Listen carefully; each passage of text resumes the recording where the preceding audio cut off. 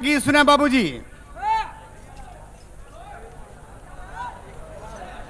बढ़िया भैया, बढ़िया बढ़िया। एकदम ऐसे गीत बता दे पौराणिक प्रमाण से, हम एकदम पौराणिक प्रमाण से बताओ, आई माने वाली बात आ। भैया की तरफ से 11 रुपया पुरस्कार हुए। नमस्ते भैया के। दिनेश भाई इलाहाबाद की तरफ से जय लोहिया, जय मुलायम सिंह, जय समाजवाद की 11 रुपया पुरस्कार है। बहुत बहुत नमस्ते भैया के हो। गुड्डू राम रजक प्रतापगढ़ की तरफ से 21 रुपया। नमस्ते भैया के।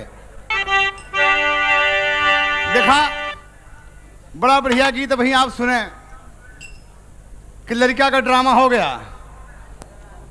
झूठे ने मतारी साथ दिया, न बाप साथ दिया, कौनों साथ न दिया। लड़का समझ गया कि दया धर्म में, पुण्य में कितनी बात है। दिनेश कुमार यादव की तरफ से 21 रुपया। खुशी रहा बेटा। लड़का समझ गया कि सब कुछ माया का संसार है। एक ऐसे गीत प्रमाण दे हम पुराण से, और आज आके कलयुग में वो बात सिद्ध हो गई। ध्यान दे आप।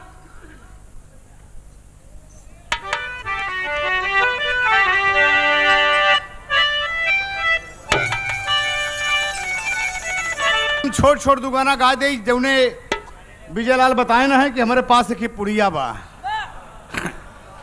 पुड़िया माने हाउ लड़कवा बढ़िया बा। ये लड़कवा का जो एक गाना हो जाए तो दो गाना एकदम छोट छोट के सुनाई, आपके बतिया आप भाव समझ जा सब, और एकदम छोटा छोटा प्रयास करब कि आपका भरपूर मनोरंजन हो। लेकिन समझा पौराणिक बात है, ये तो साधु संत का बात चलते रहे, लेकिन देखा यहाँ साधु संत का कैसे बात हो। अब बता।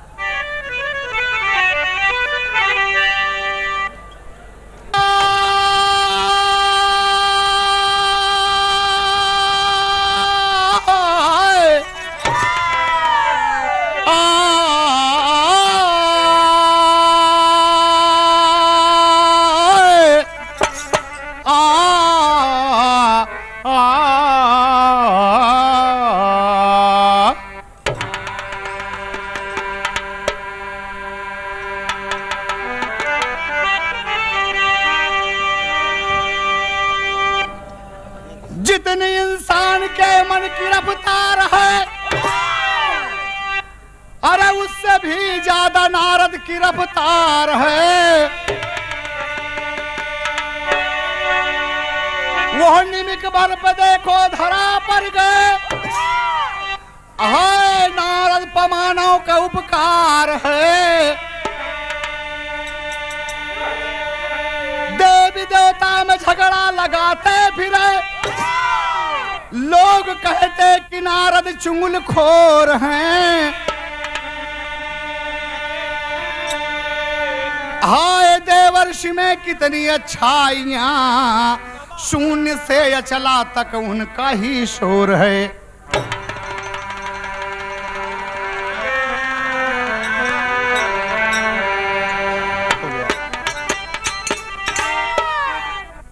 ब्रह्मा के दरबार में नारद पहुंच गए बाबूजी, और भजन एक ही सुनावत है अपने मन का। आइए देवर से स्वागत है, आइए आइए, भजन सुना रहे हैं। का सुनावत थी ए महाराज, आज आपका हमार मन बा की भजन सुनाई। इतने में बाबूजी शिव जी पधारे, इतने में विष्णु भगवान पधार दिए, तीनों देवता बैठे हैं, तीनों देवियां भी बैठी हैं। नारद जी एक भजन सुनावत थी। का सुनावत थी? अब वहीं आवत रहे महाराज। कहीं तो का हुआ? कहे उड़ी गईले सुगना, अरे उड़ी गईले सुगना। भजन का असली रूप जोन खंजरी पे बजत है। हमरे ढोलक का कमाल देखा कि उड़ी गईले सुगना, अरे पिंजरावा का छोड़ के उड़ी गईले सुगना। या बैरगिया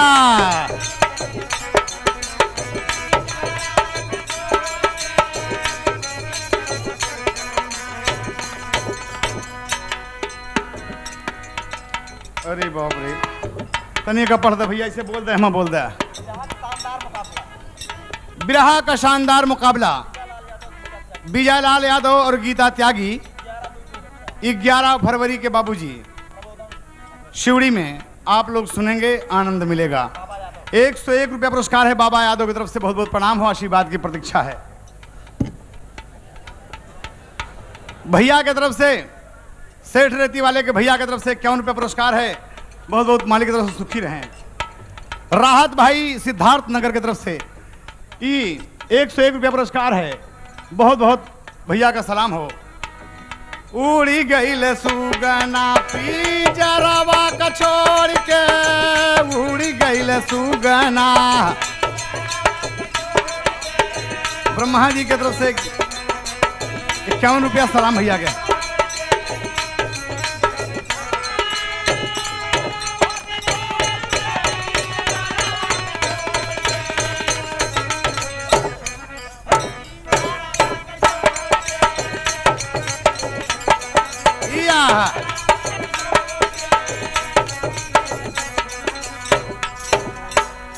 ये भगवान कहा परम आदरणीय आज के व्यवस्थापक जिन नारद जी तीनों भगवान बैठे हैं, सबको प्रणाम करके क्या कहते हैं? हे महाराज, तीनों जन से पूछत बाटी प्रभु जी एक सवाल, तीनों जन से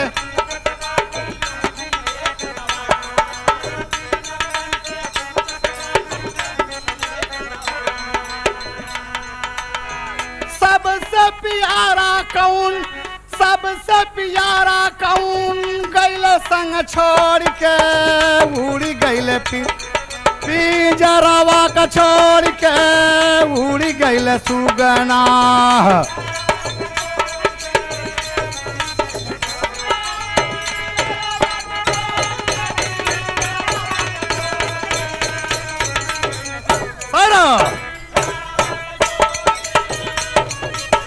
बहुत अच्छे जगदीश बहादुर।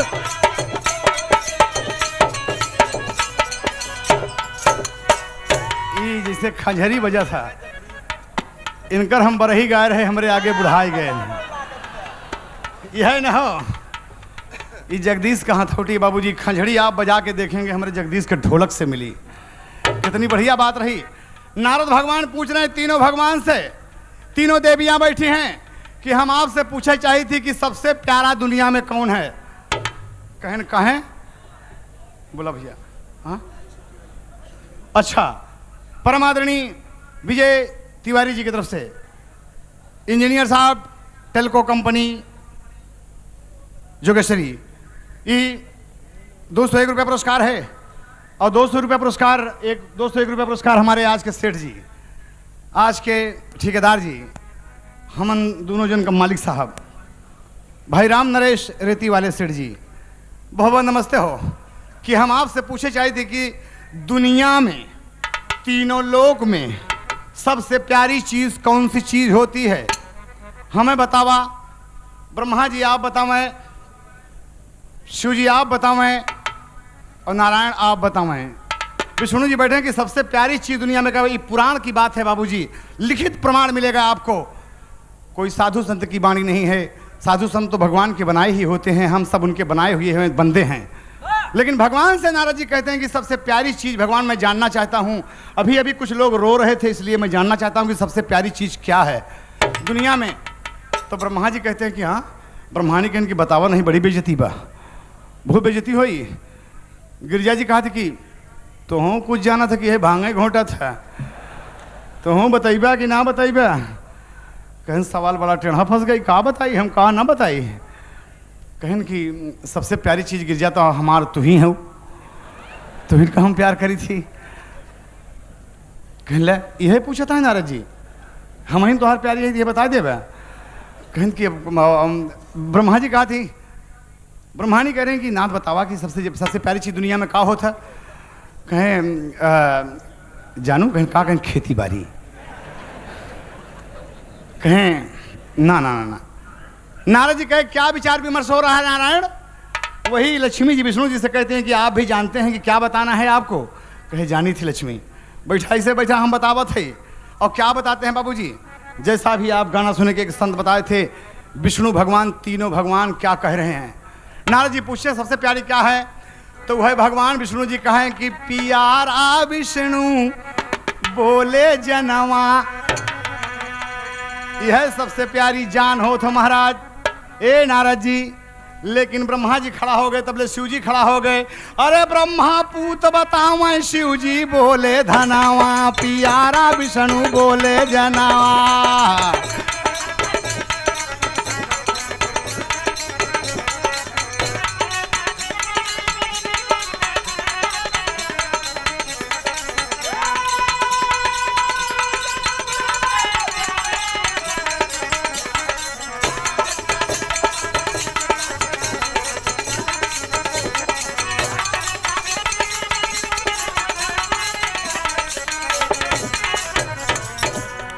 ब्रह्मा कहते हैं कि सबसे बड़ा पुत्र होता है, अब विष्णु जी शंकर जी कहते हैं कि नहीं महाराज, पुत्र बड़ा नहीं होता, सबसे प्यारा धन होता है, जिसके पास धन नहीं है, कुछ नहीं है। विष्णु भगवान का नंबर लगा तो कहें कि भैया सबसे प्यारी अपन जान होता। नारद जी कहें कि ना ना ना ना ना, तीनों देवता झूठ है। ये हम कब मानब कि हम अपनी आंख से देखब, हम अपनी आंख से देखब तो तर्जवा बदल गया कि तुझे प्यार करूं भरता भरता सिलवा जरे चोली ये सब की।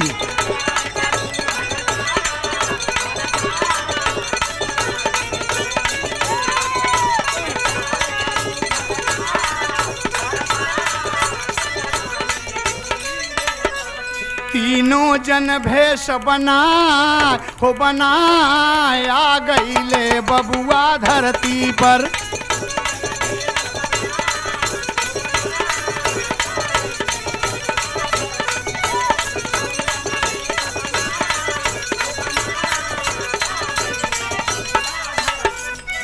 नारद जी कहाँ हम लेब परीक्षा, नारद जी कहाँ हम लेब अपनी बात का हुए प्रतीक्षा, अपनी बात का हुए। वह देवता दिहे न मुस्काय मुस्काय आ गईले देखा धरती पे।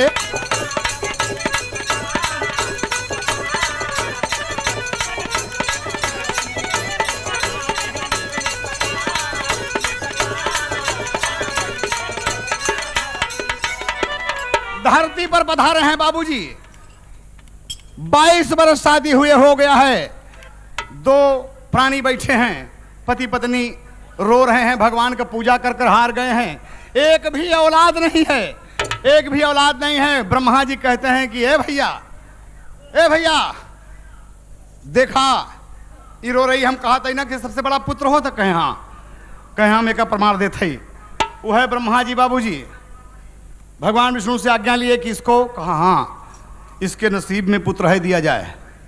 याद रहे दोस्त, जब विष्णु जी आज्ञा देते हैं तभी ब्रह्मा जी सृष्टि का सृजन करते हैं, इसलिए कि विष्णु जी पालनहार कहलाते हैं। वो है जाके बाबूजी वो बजनी के कोख में तीनों देव खड़े हैं, तीनों देव खड़े हैं और क्या कहते हैं कि तुम दोनों प्राणी क्यों रो रहे हो। कहें गोदिया माये कोखिलल नहीं फूलवा, गोदिया माये कोखिलल नहीं।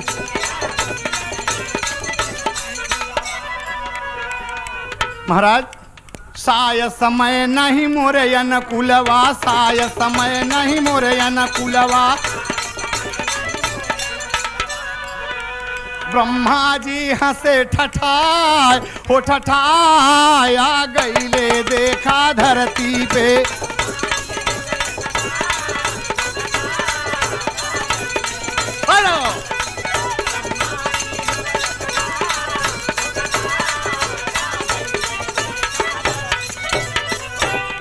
है और क्या कहा जी बाबूजी, कहा जाओ मैं आशीर्वाद देता हूं, मत रो, तेरे एक पुत्र पैदा होगा, आज से तू अपन महीना गिनब शुरू कर दे। दोनों प्राणी में बड़ा प्रेम जमा कि अरे इस अधुइया कैसे बोलत है, इस अधुइया तो बोल के चला कर लड़कियां हो कहन 22 बरिस तो हो गए एकदम सब हिसाब किताब लहावत, एहमुर से हुमुर हुमुर से हुमुर, दुनिया के देवी देवता बनाई आई, साधु संत का लड़कियां दे कह के चला गए बाबूजी। उन्हीं दिन मौसम ओकरे अनुकूल हो गया बाबूजी, मौसम अनुकूल हो गया दोनों को सत्संग हुआ, लहान बैठ गए। अरे लहान बैठ गए बाबूजी, धीरे धीरे ओकर उहो दिन आ गया जब एक बेटा पैदा हुआ बाबूजी। बजनी के कोख से एक लड़का पैदा हुआ तो खुशी छा गई। जो कुछ उसके पास रहा बाबूजी लुटाने लगा। तो ब्रह्मा जी नारद से कहा दिक्कत, बेटवा बढ़िया होता ना, पुत्र प्यारा होता है कि नहीं प्यारा होता। पुत्र पाए के देखा था सब कुछ लुटावे के तैयार है, कहन की नहीं नहीं महाराज हमारे मन में नहीं बसाई। लेकिन बाबूजी जब वो कंगाल हो गया तो शिव जी कहते हैं कि ना ना ना ये तो गलत बात है। बेटवा का निरादर वहीं हो लगा बाबूजी कि कैसे पढ़ाई करे, छोटी के गदे लावा हो, सब कुछ दिहले लूटा।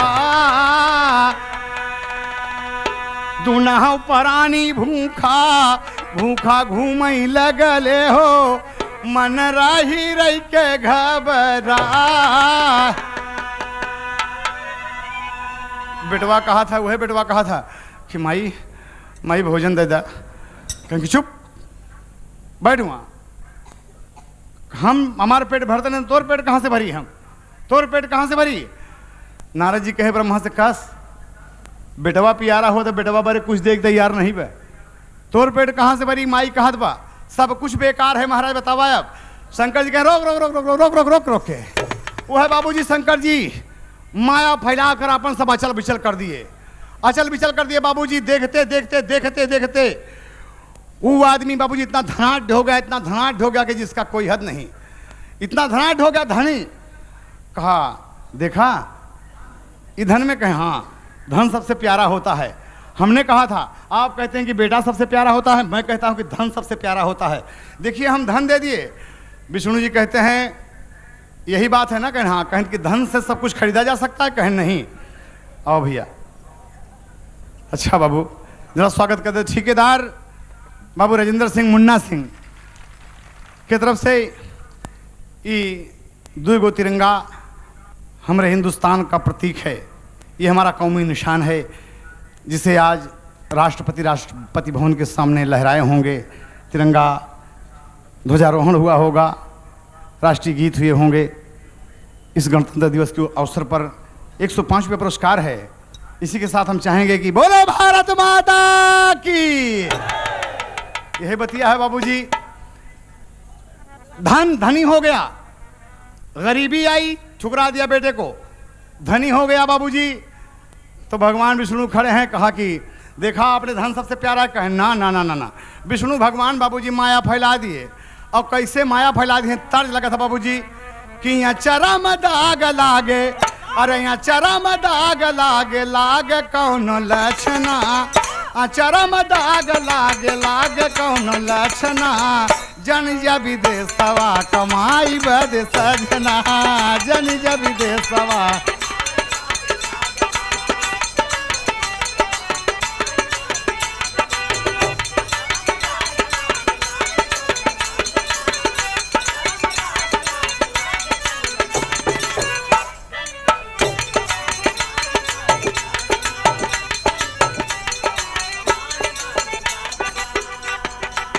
विष्णु भगवान अइले, आज भगवान अइले देखो के अंगना, आज भगवान अइले देखो के अंगना, धीरे से बोलाए लिए बापई रे ललना, धीरे से बोलाए लिए। आहा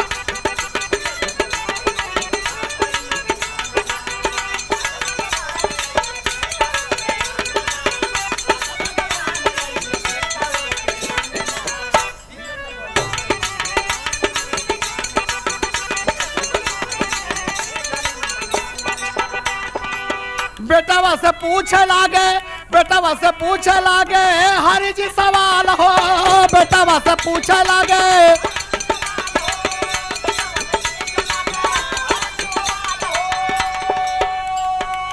तोरा माई बाबू करें कितना ख्याल हो, तोरा माई बाबू करें।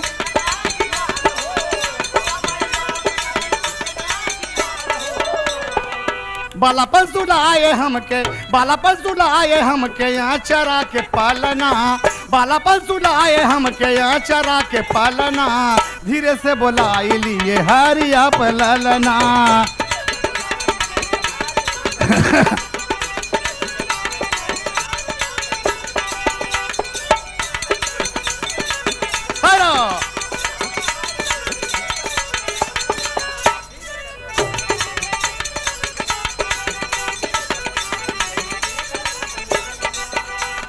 भगवान विष्णु उस बच्चे से कह रहे हैं, नारद जी देख रहे हैं, ब्रह्मा जी देख रहे हैं, शंकर जी देख रहे हैं।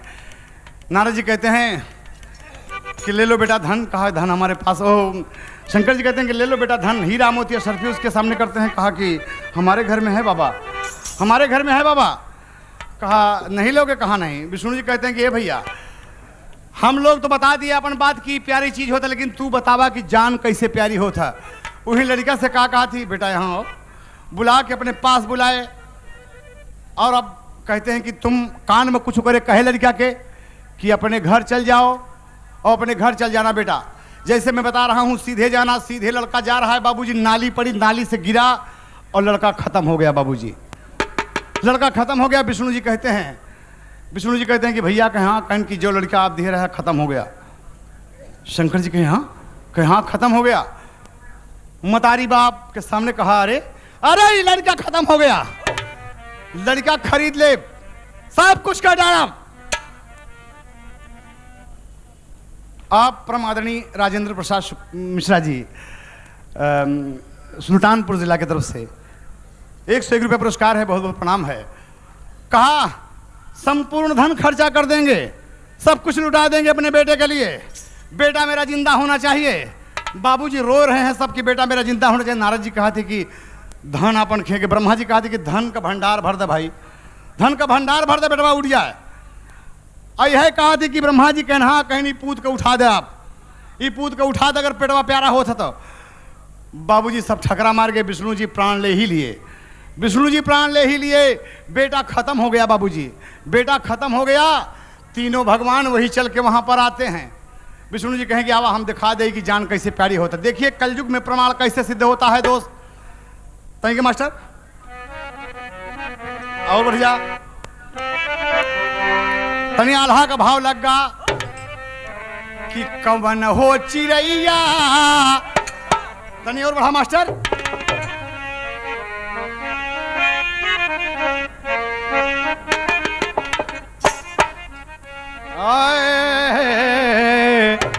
कवन हो चिड़ैया जकरे 3 गो गदोरिया ये भैया।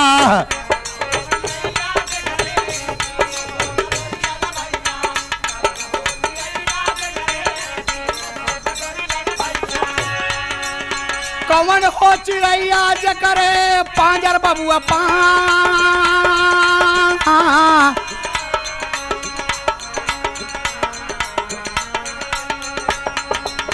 कवन हो चिड़ैया जकरे 36 कर जब भैया।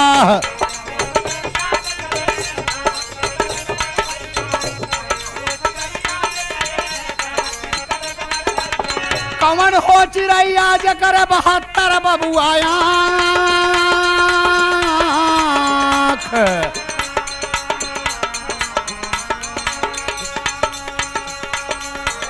ये गाना में सवाल आ गया बाबूजी। आल्हा का गवैया सवाल कर रहा है एक गवैया से कि कौन चिड़ै ऐसी है जकरे 3 गदोरी, कौन चिड़ै ऐसी है जकरे 5 पांजर, कौन चिड़ै ऐसी जकरे 36 करेजा, और कौन चिड़िया ऐसी जकरे 72 आँखी।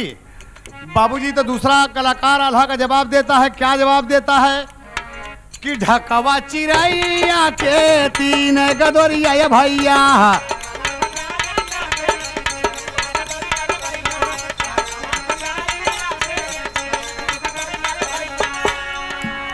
ढाक आप लोग समझते हो छिउल जेके प्लास कहा थे टेसू, प्लास कहते हैं टेसू, यानी धोई दे। देखी बराते में गए बाबूजी मेहरारू लागिन गावे दरोगा जी के बारात रहा है, उनके भाई के बिया रहा है। हम के लेकिन कहे हैदर अली खा, हम कहा जो दिन गाई थी दिन खाई नहीं।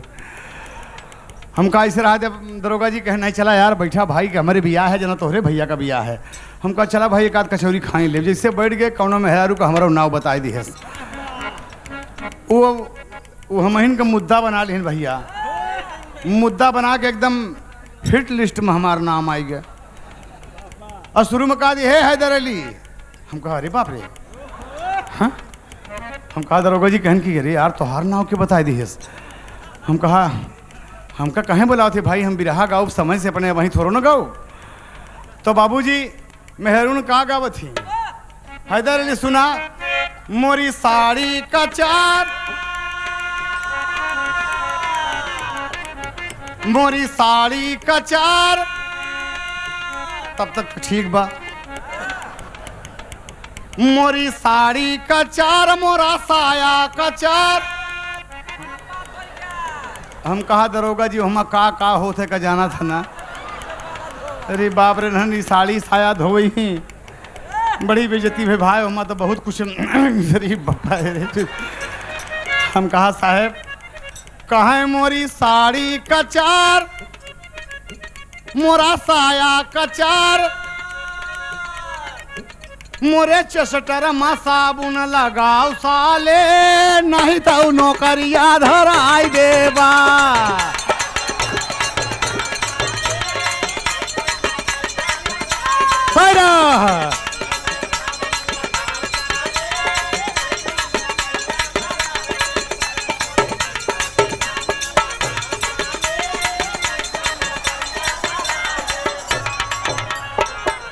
का करें एकवा अंदर चला गा बा। कैसे बस में रही हैं वाह। मजा लेते हैं लोग आनंद लेते हैं। यह बतिया कहें दरोगा जी से कहा हम कहा अलग खा भाई तार भला भाई नहीं तो तू अपन तो धोबे भाई हमारो धो उठी। जहाँ जहाँ साबुन लगवावत हैं कहन हैदर भाई एक बदला जरूर ले लिया भाई साहब। हम कहा अब एक बदला कैसे ले गाय खड़ा होकर गावे लगी। कहे नहीं जब नंबर लगे तो गाना हमारे बाबूजी परमादरणीय श्री राम अवध कवि जी से था। राम अवध कवि जी से बढ़िया बचवा। तो जब गाना का नंबर लाग और हम एक गीत जब सामाजिक बढ़िया बचवा बढ़ जा। जब हम एक सामाजिक गीत गावे लगे तो हमारा नंबर लगा। हम कहा सुन ले मेहरारू। अरे बहुत गरियाए रही। हम कहा मोरी धोती कचार। फागुन का महीना रहा भैया। बड़ा हम खुद पर हिसाब किताब से कुर्ता धोती सदरी जाड़े रहे। हम कहा लगे हम कहा सुना दरोगा जी खड़ा है तमाम उनकर साथी सहयोगी तमाम एसआई लोग खड़े हैं कि जरा सा मजा वाली बात आ गई। हम कहा सुन ले बदला ले लेते ही। हम कहा मोरी धोती कचार मोरी धोती कचार मोरा कुर्ता कचार। मोरी धोती कचार मोरा कुर्ता कचार। मोरे जैकेट में साबुन लगाओ साली नहीं तो बेलनवा थमाई देबा। यह पर प्रयागराज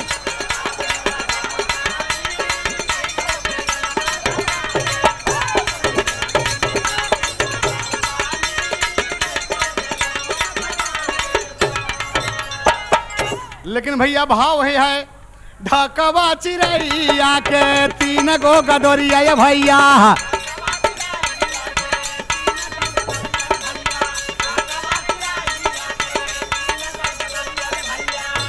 अरे खचिया चिरैया के पजरिया होला पा।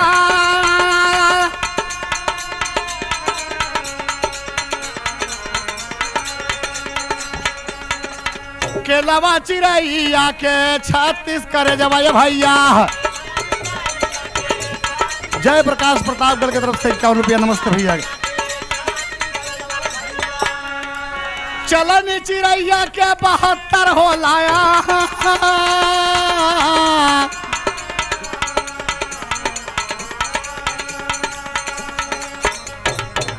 आप लोग कुछ समझ लेना भैया। चलनी चिरैया के 72 हो लाया। आदमी कहत नहीं कि सुपवा बोले तो सुपवा चलनिया बोले तो करे 72 छेद। यही बतिया पर कभी लिख दिया कि चलनी चिरैया के 72 होला आंख। बाबूजी विष्णु भगवान कहते हैं ब्रह्मा जी साधु के रूप में कहते हैं कि लुटा दो अपना धन दान पुण्य कर डालो तुम्हारा बेटा जिंदा हो जाएगा। बाबूजी वह धनवा लुटाई दिहले भैले कंगाल भैया।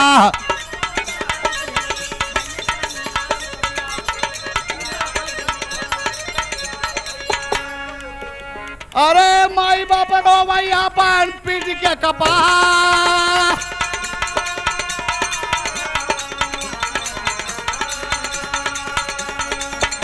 अरे ब्रह्मा कहा की दूसर दई दे भाई पुतवा भैया। ब्रह्मा कहा की दूसर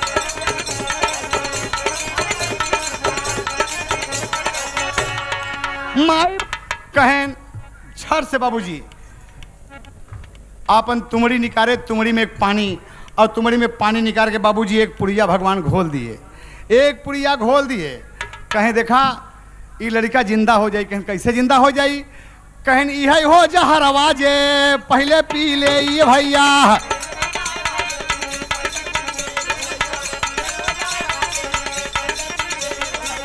इतने ममाई देखा कैली नकार, बपाई कहाँ की हम ना ले भाई सपुतवा भैया, बपाई का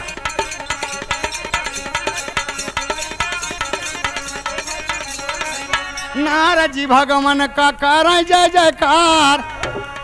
माया भगवान तबा पनिया का फेंकी दिहले, माया भगवान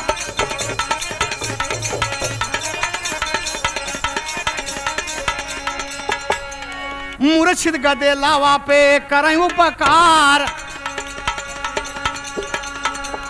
बाबूजी मूर्छित गदेला पे जो लड़का मरा हुआ है, मूर्छित है, वो करे ऊपर भगवान उपकार क्या कहते हैं, उसको दिव्य ज्ञान दे दिए, उसको दिव्य ज्ञान दे दिए कि दुनिया स्वार्थ की है बेटे, दुनिया स्वार्थ की है बेटे। देखा ना तेरे माँ बाप तुझको पलने में झुलाते थे, सारी दौलत लुटा दिए तेरे पैदा होने पर। आज वही माँ बाप जहर का एक प्याला नहीं पी रहे हैं, जहर का एक प्याला नहीं पी रहे हैं बाबूजी। लड़का सोच रहा है, वह भगवान पानी छिड़क दिए ऊपर, वह भगवान पानी जब छिड़क दिए बाबूजी तो उठ कर लड़का बैठ गया, उठ के लड़का बैठ गया, उसे दिव्य ज्ञान हो गया। तीनों भगवान सामने खड़े हैं, सबको प्रणाम किया कि आप मेरे पिता, आप मेरे पिता, आप मेरे पिता। ब्रह्मा जी कहे कि ना ना ना ना ना, कहना आप तीनों मेरे पिता हैं, आप सबका ज्ञान मुझे मिल गया, आप सबका ज्ञान मुझे मिल गया। तो मतारी बाप सोचती का ज्ञान है के मिल गया, मतारी से बाप सोचती क्या ज्ञान, कहे यही मेरे पिता हैं, यही मेरे पिता हैं। कहने रे बेटा तीनों जन का पिता बनोगे तो तू कलंकी हो जाबे। नारद जी कहा थी कि इतना बाप बनोगे तो कहते लोग कलंकी कहीं। वह विष्णु भगवान बाबूजी खड़े हुए कहा थी कि बेटे नारद जी की वचन खाली नहीं जाएगी, तुम अवश्य कलंकी पैदा होगे। जाओ मैं वचन देता हूं। कहीं बोला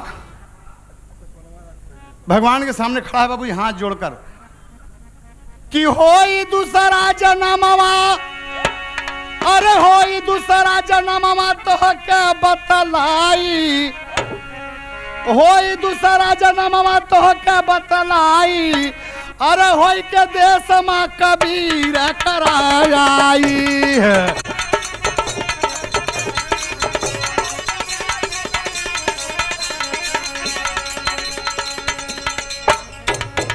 होई के देश में होबा देश में कबीर जहनम आ गई।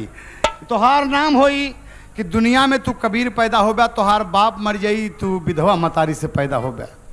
बाबूजी जैसा भी आपने सुना ना कि रामानंद गुरुजी बहुत कुछ ऐसे महंत हुए कि अच्छे अच्छे को ज्ञान दिया करते थे।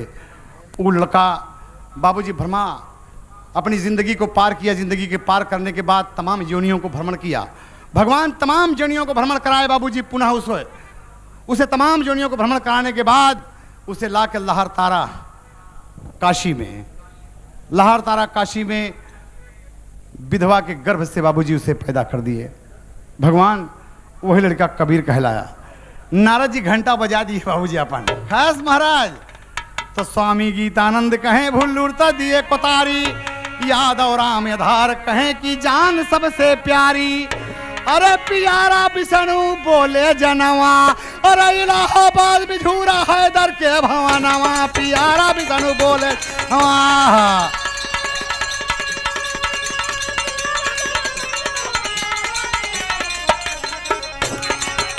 तो पंपलेट में आप जानते हैं। तो एक ही भाई पुड़ियवा बाकी भाई ना, एक ही पुड़ियवा बाकी बा। तो का एक पुड़ियवा के बारे समय बचल बाबूजी, आधा घंटा तक लड़किया के समय दे दे हम। कहानी का नहीं ला गई फगुनवा हो, बलमा गए न परद सवा